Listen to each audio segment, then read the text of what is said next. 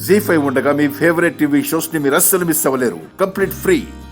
వీళ్ళంతా చెప్తున్న దాని ప్రకారం మా ఆయన మోసం చేయడం వల్ల మనస్తాపానికి గురై తన చావుకి నా భర్తే కారణమని సూసైడ్ లెటర్ రాసి అది చేత్తో పట్టుకొని చెరువులోకి దూకింది అని అంటున్నారు. అంతే కదా లాయర్ గారు? ముమ్మాటికి. అయితే లెటర్ చేత్తో పట్టుకొని నటకుమారి చెరువులోకి దూకి ఆత్మహత్య చేసుకుంటే తనతో పాటు ఆ లెటర్ కూడా నీటిలో మునిగుండాలి కదా? మునిగింది కదా, అందుకే శవం ఒడ్డు కొట్టుకొచ్చినప్పుడు లెటర్ శవం చేతిలోనే ఉంది. ఈ విషయం పోలీసు వాళ్ళు ధృవపరిచారు. అంత బలంగా ధ్రువపరిచిన పోలీస్ వారికి లెటర్ నీటిలో నానితే తడిచిపోయింటుంది కదా అని ఆలోచన కూడా రాలేదా?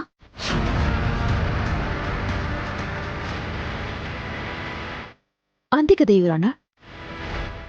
లెటర్ శవంతో పాటు నీటిలో నానితే చిరిగిపోయి ముక్కలు ముక్కలైపోతుంది కదా.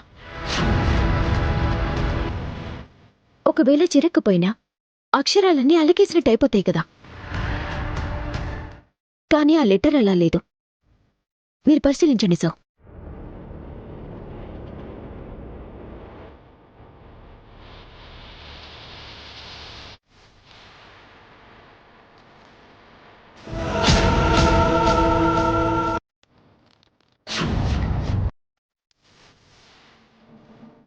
అవును,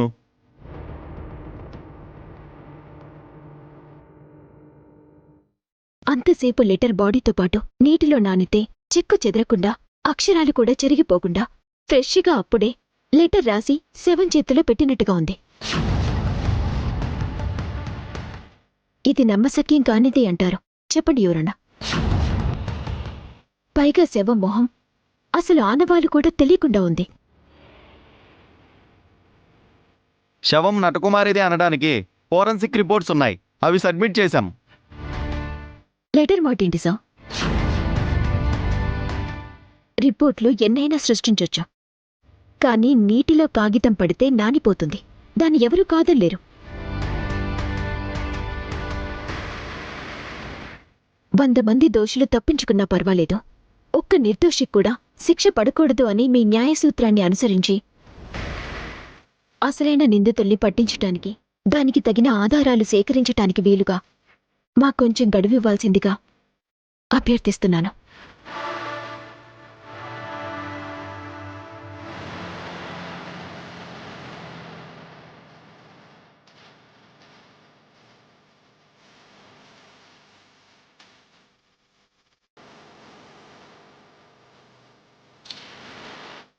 శ్రీమతి సూర్యకాంతం గారి వాదనతో ఈ కోర్టు ఏకీభవిస్తుంది.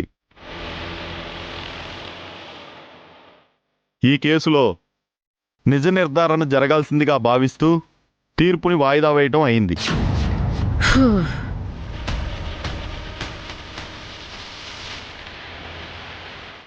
అంతవరకు ముద్దాయిని రిమాండ్లో ఉంచమని పోలీస్ శాఖను ఆదేశిస్తూ ఈ కేసు వచ్చే నెల 25వ తారీఖుకి వాయిదా వేయటం అయింది. The court is urgent.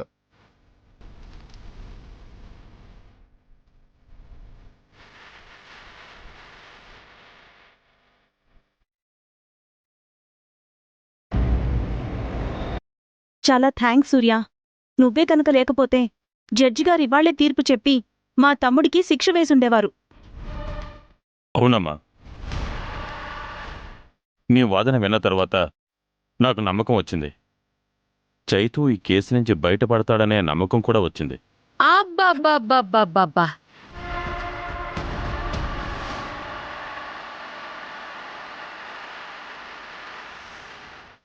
బాజాలు మ్రోగినంత మాత్రాన పెళ్లి జరిగినట్టు కాదమ్మా. ఒక్క పాయింట్ పట్టుకున్నంత మాత్రాన మీవాడు బయట పడిపోయినట్టు కాదు. ఏంటది? పేపర్ అంట, నీటిలో పడితే నానుతుందంట, ఇప్పుడు నానలేదంట. గొప్ప పాయింటే. ఈ పాయింట్తో కేసు కొట్టేస్తారు అనుకుంటున్నారా?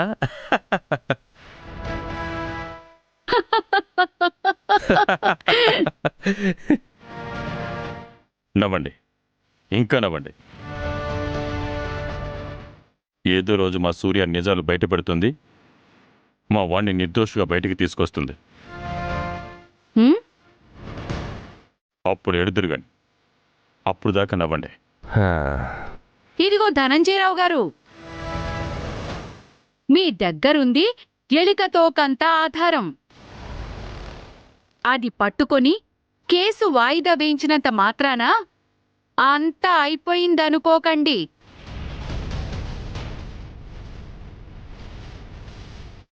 ఈ సూర్యకాంతానికి అంత సీన్ లేదు. ఎలా ఉంటుందంటే కుక్క తోక పట్టుకొని గోదావరి ఈదినట్టే. నా మాట విని ఈ రంగనాయకితో కాంప్రమైజ్ అయిపోండి. హ్మ్.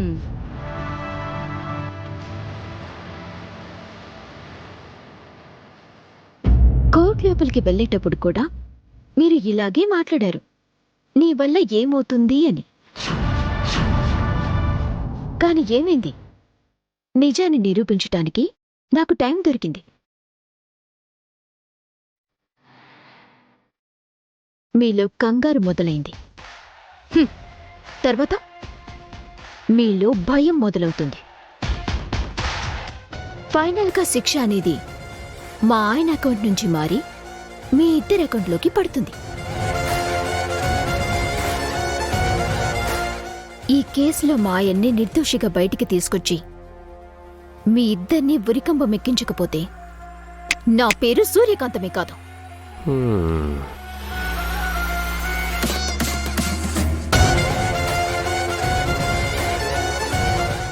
అయితే పేరు మార్చుకోవడానికి సిద్ధంగా ఉండు.